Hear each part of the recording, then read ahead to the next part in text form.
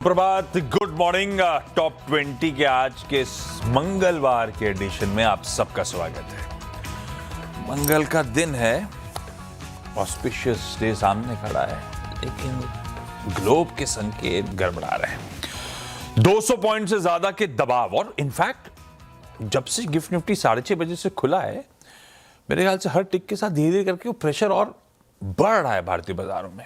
ऐसा इंडिकेशन गांधीनगर दे रहा है। 225 पॉइंट के आसपास ही कमजोरी, 1% का गैप डाउन। हम वैसे ही कल जाके बहुत क्रूशियल जंक्चर पे खड़े हुए थे।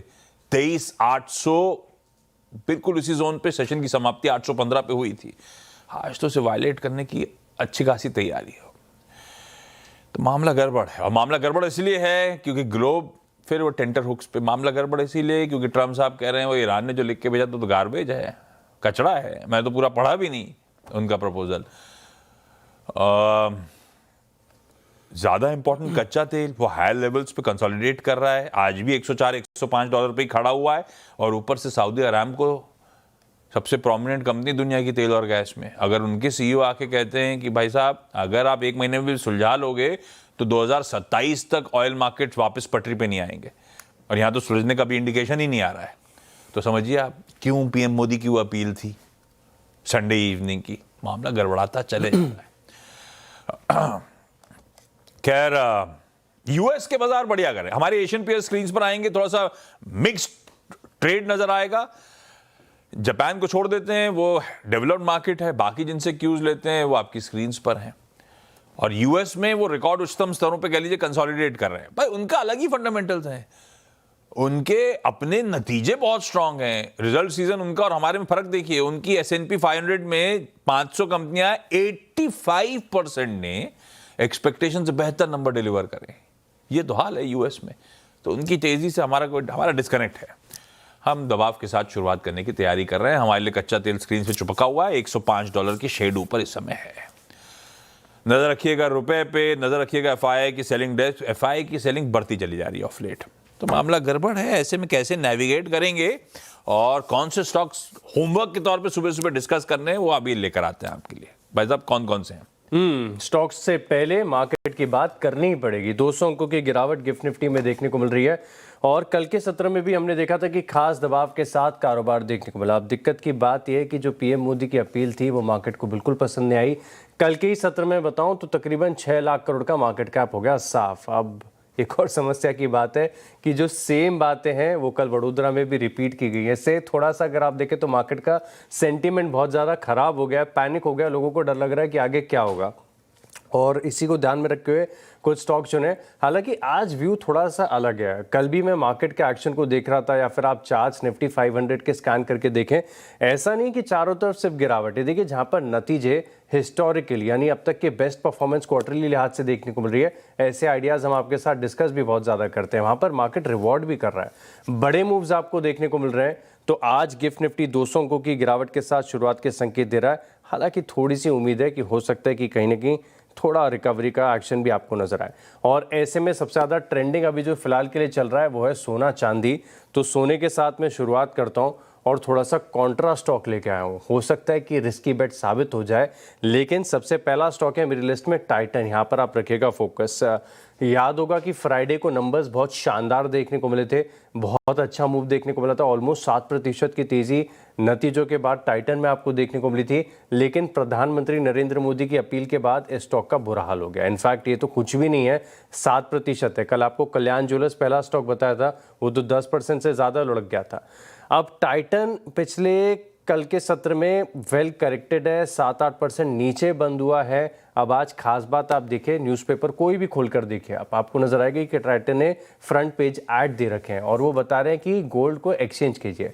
आप पुराने गोल्ड से एक्सचेंज करके नया गोल्ड बनवा लीजिए उनसे, उसके ऊपर थोड़ी सी छूट, थोड़ा सा डिस्काउंट, और उसको एनकरेज भी कर रहे हैं। सचिन तेंदुलकर को उन्होंने ब्रांड एम्बेसडर के तौर पर इस चीज़ के लिए नियुक्त किया है। अब इंटरेस्टिंग बात है कि कुछ ब्रोकरेज हाउस की तरफ से रिपोर्ट्स और ऑब्जर्वेशन भी आ गया। वो क्या कह रहे हैं कि टाइटन की जितनी जो रेवेन्यू आती है, इसमें 50% तो एक्सचेंज के माध्यम से आती है, यानी पुराना गोल्ड एक्सचेंज करके नया जो बनवाते हैं वो काफ़ी सिग्निफिकेंट है। ऐसे में अगर आप पुराना एक्सचेंज करके नया बनवाएंगे तो वैसे ही जो गोल्ड के इंपोर्ट्स हैं वो घट जाते हैं। तो एक बड़ी स्मार्ट अपील की है, ब्रोकरेज का भी थम्स अप आ रहा है। लाइकली एक्शन थोड़ा सा रिवर्स आज होना चाहिए। अब ये थोड़ा सा ओवर रिएक्शन नज़र आ रहा है, तो अगर आज बहुत ज़्यादा नीचे खुले तो हो सकता है कि आपको एक रिकवरी देखने को मिले। सिर्फ वॉच लिस्ट में रखिएगा, मुझे सेंटिमेंट्स थोड़े से बेहतर लग रहे हैं, इसके लिए इन ग्रीन रखा है।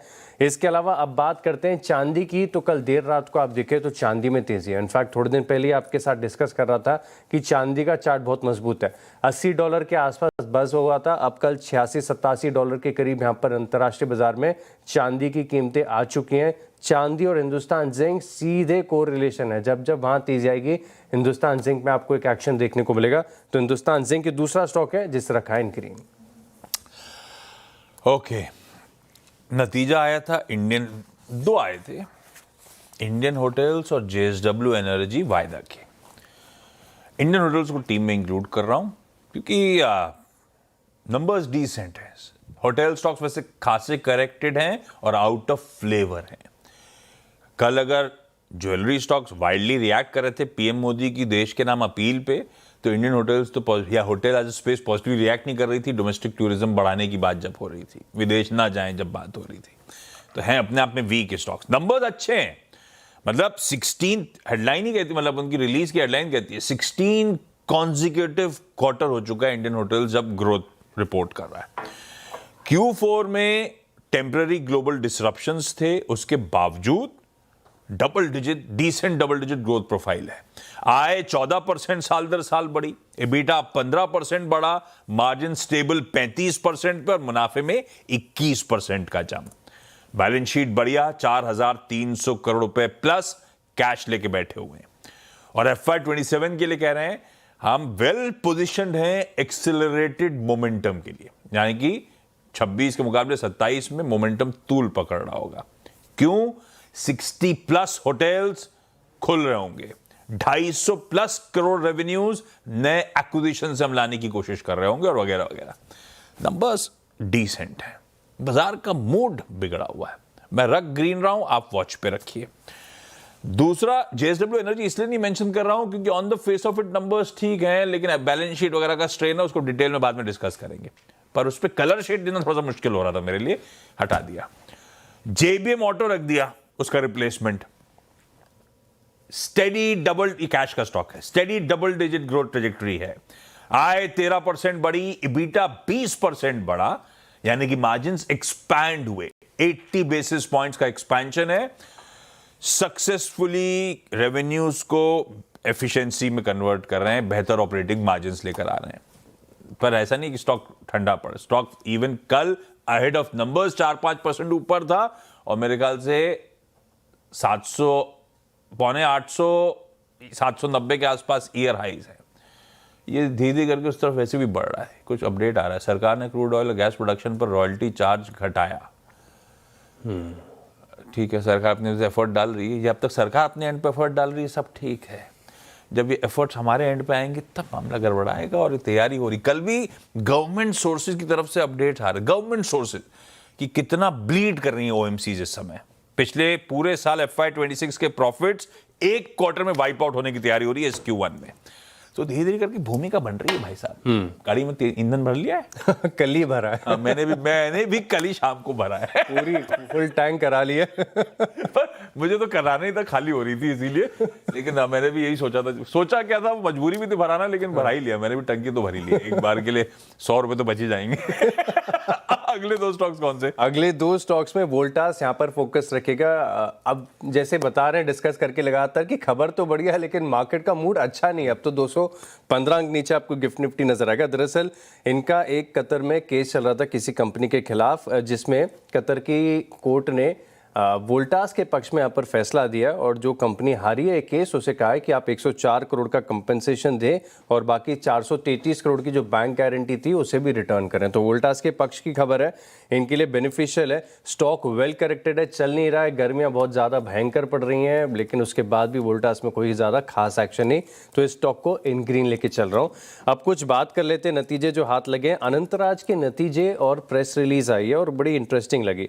अब क्वार्टरली बेसिस पर देखें तो हाईएस्ट एवर क्वार्टरली रेवेन्यू और हाईएस्ट एवर पैट यहाँ पर ये देखने को मिला है। अब रेवेन्यू की बात करें तो ये स्लाइटली बेटर देन एस्टिमेट्स, हालांकि बिल्कुल अनुमान के मुताबिक आप इस चीज़ को समझिए, क्योंकि 643 करोड़ ये अनुमान था, इसके मुकाबले 647 करोड़ का आंकड़ा देखने को मिला। एबिटा का एस्टिमेट एकदम परफेक्ट आया, मार्केट समझ के चल रहा था कि 170 करोड़ का एबिटा आया, बिल्कुल वही देखने को मिला है। मार्जिन आप देखें तो लगभग स्टेबल साइड पर आपको देखने को मिला है 26% पर, लेकिन मुनाफा 140 करोड़ का एस्टिमेट था, 149 करोड़ आया। अब खास बात यह है कि ये बता रहे हैं कि कंपनी ने 2019 में डेटा सेंटर बिजनेस की शुरुआत कर ली थी और वहाँ से अब जो प्लान्ड डेटा सेंटर कैपेसिटी इनके टारगेट्स हैं वो तकरीबन 357 मेगावाट है। लेकिन एक बड़ा गेम चेंजर, और शायद स्ट्रीट भी इसके ऊपर रिएक्ट कर दे, कि अब बोर्ड विचार कर रहा है, क्योंकि अनंतराज के अंदर दो कारोबार है, एक रियल एस्टेट का, एक डेटा सेंटर का है, और बता रहे कि दोनों के बीच में सिंक नहीं है। तो इसी के चलते अब ये दोनों एंटिटीज को अलग करके अलग लिस्टिंग का प्लान कर रहे हैं। हो सकता है कि इसको एक थम्स अप मिल जाए। अनंतराज नंबर्स एज पर एस्टिमेट्स हैं, रिलीज इंपॉर्टेंट है, इसके चलते इन ग्रीन लेके चल रहा हूँ। अब बात कर लेते हैं कुछ हॉस्पिटल स्टॉक्स की, और लगातार लिस्ट में रहती हैं, सब में आपको जबरदस्त एक्शन देखने को मिल रहा है। आर्टेमिस मेडिकेयर, कल इसके नतीजे आए थे, ये भी स्टॉक आपके साथ शेयर किया है, बड़ा मूव यहां पर देखने को मिला था। और साथ में किम्स, ये स्टॉक भी आप देखें तो कल 8-9% की जबरदस्त तेजी स्टॉक में देखने को मिली थी। अब बात करते हैं मैक्स हेल्थकेयर की। टेक्निकल चार्ट मुझे बड़ा इंटरेस्टिंग लग रहा है, और मैक्स हेल्थकेयर में अगर आप देखें तो चार्ट्स पर एक ब्रेकआउट है, अच्छे मूव्स यहां पर देखने को मिल रहे हैं, लगातार तेजी है, और इस स्पेस में आप देखें तो थोड़ा सा कंफर्ट है फंडामेंटल साइड पर कि आगे आने वाले क्वार्टर्स में ग्रोथ तो आपको श्योरली देखने को मिलेगी। तो एक आध दिन करेक्शन का आ भी जाए तो कोई बड़ी दिक्कत नहीं है। मैक्स हेल्थकेयर स्टॉक को इन ग्रीन रखा है। परफेक्ट है। अगले दो में भाई साहब सिरमा एसजीएस टेक्नोलॉजी, नंबर्स तो अच्छे हैं, इन ग्रीन रख रहा हूं। ये कंपनी भारत में इलेक्ट्रॉनिक मैन्युफैक्चरिंग और डिजाइन इकोसिस्टम के भी एक one of the leading players तो कह ही सकता हूं। Q4 में आय साल दर साल 56%, इबिटा 43% का जंप, मार्जिन 110 बेसिस पॉइंट्स घटे और मुनाफे में 67% का जंप। और इस तरह का रेवेन्यू मोमेंटम क्योंकि एक्सपोर्ट्स में एक तगड़ा इजाफा देखने को मिल रहा है। इकलौती निगलिंग वरी कह लीजिए, बढ़िया एग्जीक्यूशन के बीच में मार्जिन में थोड़ा दबाव आया है, तो अब यहां से मार्जिन ट्रेंड को वॉच आउट करने की जरूरत। लेकिन आज ये स्टॉक दरअसल कल ही के ट्रेडिंग सेशन में अपने रिकॉर्ड हाईज पे ट्रेड कर रहा था, तो पता नहीं क्या क्या बुना रखा है भाव ने, इसलिए नंबर्स अच्छे, स्टॉक की पोजिशनिंग गड़बड़ है, आप नजर रखिएगा स्टॉक पे। Grow, billion brain garage ventures, इसका प्री आईपीओ लॉक इन आज खत्म हो रहा है।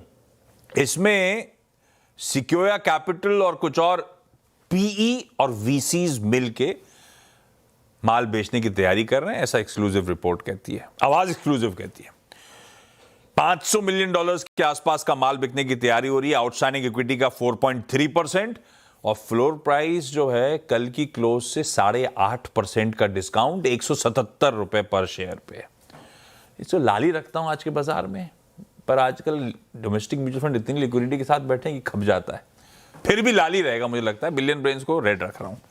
मैंने ज्यादा बोल दिया क्या? नहीं, चालू है। अगले कौन से? अगला स्टॉक है, मैंने एक ज्यादा बोला था इससे पहले, मेदांता यानी ग्लोबल हेल्थ केयर, यहाँ पर आप रखिएगा फोकस, और ये पूरी तरीके से Delhi NCR focused health care company है, लेकिन धीरे धीरे आप देखें तो एक्सपेंशन ये भी करते जा रहा है। अब इसका प्राइस एक्शन मुझे बड़ा इंटरेस्टिंग लगता है। कल के सत्र में देखें तो ऑलमोस्ट 3% की बढ़त यहाँ पर देखने को मिली, और तर्क में दोबारा रिपीट नहीं करूंगा, लेकिन ये जो सभी हॉस्पिटल स्टॉक्स हैं स्वीट स्पॉट पर है, निवेशकों का इंटरेस्ट है, क्योंकि ग्रोथ और टैम यानी total addressable market size opportunity के लिहाज से बड़ी लगती है। इसी के चलते इन स्टॉक्स पर आप रखिएगा खास फोकस। अच्छा, एक और स्टॉक मैं बता ही देता हूं, जेन टेक्नोलॉजीज, यहाँ पर आप फोकस रखिएगा। हालांकि मार्केट का मूड मॉल ऐसे स्टॉक्स के लिए थोड़ा सा बेहतर लग नहीं रहा है, लेकिन इसके चार्ट में खास एक्शन देखने को मिल रहा है। एक तो बहुत सिग्निफिकेंट रैली के बाद एक शार्प करेक्शन देखने को मिला था। अब इस करेक्शन के बाद जो फेज यहाँ पर शुरुआत हुआ है टेक्निकल बिल्टअप का, ये अक्यूमुलेशन को दर्शा रहा है, यानी जब जब इस स्टॉक में गिरावट आती है, स्ट्रॉन्ग हैंड्स इस स्टॉक को अक्यूमुलेट करते हैं, और पैटर्न आपके सामने की लगातार तेजी यहाँ पर देखने को मिल रही है। स्ट्रक्चर बढ़िया है, सेटअप अच्छा है, तो मेदांता और जेनटेक इन स्टॉक्स को भी रडार पर रखें। दो लाल नतीजों के लिहाज से, एक है हेरिटेज फूड्स, साल दर साल आय 10.5% बढ़ी, पर इबीटा 35% गिरा। 7.6% वाले मार्जिन 4.5% पे, यानी कि साल दर साल 310 बेसिस पॉइंट्स स्क्वीज कर गए, कॉन्ट्रैक्ट कर गए, और इसीलिए मुनाफा 37% का डिक्लाइन। ये अपनी रिलीज में खुद कह रहे हैं कि FY26 one of the toughest operating environment था डेयरी इंडस्ट्री के लिए पिछले कुछ सालों में। इशू यह आया, Q4 में प्रोक्योरमेंट के वॉल्यूम्स गिरे, 7% गिरे, प्रोक्योरमेंट के प्राइसेस साल दर साल बढ़े, सारी इक्वेशन वहीं गड़बड़ा गई। एक अच्छी चीज है इन नंबर में, वैल्यू एडेड प्रोडक्ट्स कंट्रीब्यूशन 3% बढ़ के 35.5% पे पाया है। उस पर नजर रखेंगे, लेकिन हेरिटेज फूड्स के नंबर्स खराब है। जेबी केमिकल्स एंड फार्मास्यूटिकल्स के नंबर स्टॉक भी रखिएगा लंबा थोड़ा सा चार्ट, ऑलमोस्ट हाईस पे खड़ा हुआ है। आय 5% गिरी, इबिटा 11.25% गिरा, मार्जिन 170 बेसिस पॉइंट्स कॉन्ट्रैक्ट करे और मुनाफा इसीलिए 30% गिर गया है। नंबर्स खराब हैं, चाल खतरनाक है, मैं लाल रख रहा हूं इसको। ब्रेक के उस पर अगले 4 पे बातचीत। मेरी लिस्ट में इंडीजीन यहाँ पर आप रखेगा फोकस, और टेक्निकल तौर पर ये स्टॉक में रडार पर आया। कल दरअसल देखे तो सभी चार्ट्स में देख रहा था इंटरेस्टिंग सेटअप वाले, और इनमें से एक चार्ट जो मुझे काफ़ी बढ़िया लगा है वो इंडीजीन। रुका हुआ चार्ट है फिलहाल के लिए, लेकिन जिस प्रकार के प्राइस एक्शन यहाँ पर पिछले कुछ दिनों में देखने को मिले, एक थोड़ा सा सॉर्ट ऑफ कंफर्ट आ रहा है। पिछले 3 हफ्तों से लगातार प्राइस वॉल्यूम एक्शन इस स्टॉक के लिए काफ़ी सपोर्टिव है। कल भी देखें तो 2-2.5% की तेजी देखने को मिली थी, और पिछले 1 महीने में कंफर्टेबल 11% के मूव यहां पर आपको देखने को मिल रहा है। अब Q4 के नंबर्स ऑलरेडी आ चुके हैं, समय हो चुका है, लेकिन मैं ट्रेंड देख रहा था कि परफॉर्मेंस कैसा है। तो एबिटा के लिहाज से यानी ऑपरेटिंग परफॉर्मेंस Q4 में कंपनी की अब तक की सबसे बेस्ट क्वार्टरली परफॉर्मेंस यहां पर आपको देखने को मिली थी। छोटी मोटी कंपनी नहीं है, 13,000 करोड़ का मार्केट कैप है, health care IT solutions provide करने वाली कंपनी इंडीजीन। इसी के चलते अगर मार्केट का थोड़ा सा सुधरता है, वैसे तो अभी भी गिफ्ट निफ्टी 200 अंक नीचे ही है, लेकिन सिर्फ रडार पर रखिएगा। लिस्ट में तो शामिल कर ही सकते हैं। सेटअप बहुत बढ़िया है, इसके लिए स्टॉक को इन ग्रीन रखा है। परफेक्ट है। टीम लीज सर्विसेज अच्छा खासा प्रेशर वाला, मेरे ख्याल से साल के हाईस 2500 के 1350 पे ट्रेड कर रहा है। अब ये कह रहे हैं कि भाई हमारी जो बोर्ड मीट है 20 मई को, यानी कि अगले हफ्ते वेडनेसडे को, उसमें हमारी कंपनी का बोर्ड ना सिर्फ नतीजों पर विचार करेगा, बल्कि साथ में बायबैक, शेयर बायबैक प्रपोजल पे भी डिसाइड करेगा। तो टीम लीज ऑब्वियस है, इस डेवलपमेंट के बीच में आज इन ग्रीन काम काज कर रहा होगा, हरकत में शायद आ रहा होगा। दूसरा क्या, अब कड़ी उन स्टॉक्स की है, पहले नतीजों से शुरू कर रहा था, ऑर्डर बैक करने की खबरें। पहला है उस कड़ी में एफकॉन्स इंफ्रास्ट्रक्चर। ये कह रहे हैं क्रोएशिया में रेलवे लाइन के रिहैबिलिटेशन और कंस्ट्रक्शन प्रोजेक्ट के लिए L1 हम डिक्लेयर हुए, यानी कि टेक्निकल अप्रूव हुआ होगा और प्लस लोएस्ट बिड इनकी आई है, ऑर्डर इनके पास आना चाहिए। 7,544 करोड़ रुपीस का, 7,500 करोड़ रुपए से ज्यादा का ऑर्डर है जो एफकॉन्स इंफ्रा शायद मिलने की तैयारी। लेटर ऑफ अवार्ड अवेटेड होगा, लेकिन इस समय L1 है, इसलिए ग्रीन कर दिया। लास्ट दो कौन से? लास्ट फार्मा स्पेस पर नजरें हैं। नैटको फार्मा, क्या जबरदस्त प्राइस एक्शन इस स्टॉक में देखने को मिल रहा है। एक बार आप इसका वीकली और मंथली कैंडल वाला चार्ट देखेगा, क्या जबरदस्त तेजी देखने को मिल रही है। पिछले 5 महीने में YTD आप ये समझ लीजिए कि ऑलमोस्ट इसमें 36% की तेजी देखने को मिली है। आउट परफॉर्मिंग स्टॉक है, बड़े मूव्स के लिए जाना जाता है। कल भी 3% की तेजी देखने को मिली थी, और आज अगर वैसे दोबारा से इन डिफेंसिव स्टॉक्स के ऊपर थोड़ा सा फोकस मार्केट का आता है, यानी स्टेपल्स हो गए, FMCG हो गया, फार्मा हो गया, तब इस स्टॉक को आप अपनी लिस्ट में शामिल कर सकते हैं। देखिए, एक साल में तकरीबन 50% के हैंडसम रिटर्न्स दिए स्टॉक ने। नैटको फार्मा इन ग्रीन रखा है, लिस्ट में शामिल करें। अच्छा, सारे स्टॉक्स इन ग्रीन हो रहे थे, एक स्टॉक मेरे नज़र में आया जो थोड़ा सा सेटअप के लिहाज से बड़ा कमज़ोर है, नतीजे ऑलरेडी आ चुके थे। बात मैं कर रहा हूँ CDSL की। लगातार गिरावट यहाँ पर आपको देखने को मिल रही है। पिछले 3 दिनों का प्राइस एक्शन देखें ना, तो इसको तो ग्रीन करने का तो बिल्कुल मन नहीं है, क्योंकि कंसेक्यूटिव लोअर लोज और लोअर हाइस के फॉर्मेट फॉर्मेशन देखने को मिल रहा है, जो कि आप बताता है कि स्टॉक के अंदर एक थोड़ी सी इनहेरेंट वीकनेस अब फिलहाल के लिए आ रही है। मौजूदा अभी हिसाब से देखें तो कोई ऐसा कैटलिस्ट नजर नहीं आ रहा है जिसके चलते स्टॉक चल जाए। इसके लिए गिरते बाजार में कंफर्ट है कि किसी में इन रेड जाना है आपको अपनी वॉच लिस्ट में, तो CDSL को चुन सकते हैं। ये आखिरी स्टॉक है मेरी तरफ से। ओके, एफकॉन्स इंफ्रा की चर्चा हुई थी, 2 और लार्ज ट्रेड्स हैं, सॉरी हाँ, ऑर्डर बैक करने की खबरें। HG इंफ्रा इंजीनियरिंग कहती है कि इन्हें स्टेट ऑफ महाराष्ट्र में 6 लेन, जिसमें पार्शली एलिवेटेड भी होगी, एक हाईवे कॉरिडोर कंस्ट्रक्ट करने का और साथ में एग्जिस्टिंग रोड को इंप्रूव करने का लेटर ऑफ अवार्ड मिला है, यानी कि ऑर्डर मिला है। प्रोजेक्ट की कॉस्ट है 3,931 करोड़ रुपए। तो एफकॉन्स का साइज भी बड़ा था, इसलिए मेंशन कर रहा था। HG का भी साइज बड़ा है। अब देखते हैं स्टॉक्स रिएक्ट कैसे करेंगे, लेकिन खबर अच्छी है इसीलिए इन ग्रीन। और फाइनली, पर इसके साथ लफड़ा यह है कि आया तो शाम को डेवलपमेंट, स्टॉक कल ही तन गया था। यह है Munjal auto industries, Munjal auto ancillary company. 9.5% कल के कमजोर बाजार में चढ़ा हुआ है, इसीलिए बहुत ध्यान रखिएगा। बस खबर बता रहा हूं आपको। ये कह रहे हैं कि Honda motorcycle and scooter India से इनको बिजनेस अवार्ड हुआ है। ये मैन्युफैक्चर और सप्लाई करेंगे शीट मेटल स्टैंपिंग और वेल्डिंग पार्ट्स, और एक लॉन्ग टर्म सप्लाई एग्रीमेंट है। ऑर्डर तो बहुत अच्छा बैक कर रहा है, बढ़िया। लेकिन stock ahead of news announcement खूब रिएक्ट कर चुका है। ये एक इशू इन ग्रीन, लेकिन आपके लिए सिर्फ ऑन द वॉच। 10 स्टॉक्स पूरे ब्रेक के उस पर जब लौटेंगे तो टीम्स का एक रैप अप। चलिए, ब्रेक के बाद आपका स्वागत है और अब देखते हैं 20 स्टॉक्स का रिकैप। शुरुआत मैंने की टाइटन के साथ और हिंदुस्तान जिंक, सिर्फ इन स्टॉक्स को लिस्ट में शामिल करें। इसके अलावा खबरों का असर देखने को मिलेगा वोल्टास में। अनंतराज के नतीजे थोड़े से बेहतर साइड पर लग रहे हैं। इसके अलावा हेल्थ केयर स्पेस में इंडीजीन है, मैक्स हेल्थ केयर, मेदांता, इन स्टॉक्स को रडार पर रखिएगा। जेनटेक का चार्ट बेहतरीन लग रहा है। नैटको फार्मा और CDSL, इन स्टॉक्स को भी लिस्ट में शामिल करें।